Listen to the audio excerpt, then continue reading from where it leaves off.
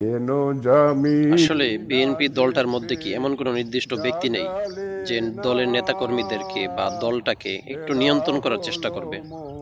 হ্যাঁ, নেতাদেরকে বলবে, কথিত বড় নেতাদেরকে, বিশেষ করে যারা একটু বয়স্ক, বর্তমান সমাজের প্রেক্ষাপট বুঝতেছে না বা বোঝার চেষ্টাও করে না, তাদেরকে একটু বলবে বা একটু নিয়ন্ত্রণ করবে যে যা মনে আসে তাই করেন না, বা সোশ্যাল মিডিয়ায় গিয়ে যা তা করে বেড়ায়েন না।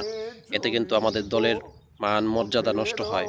হ্যাঁ, যেরকম এই যে দেখতেছেন এই ব্যক্তি এখন টকশোতে মাশাল্লাহ মন খুলে গান গাইতেছে মনের সুখে, কিন্তু এর অন্যান্য যে কর্মকাণ্ড, সে যে কোনো সোশ্যাল মিডিয়ায় গিয়ে বা টকশোতে গিয়ে যা মনে চায় তাই বলে, নিজেকে বহুত বড় নেতা মনে দাবি করতেছে।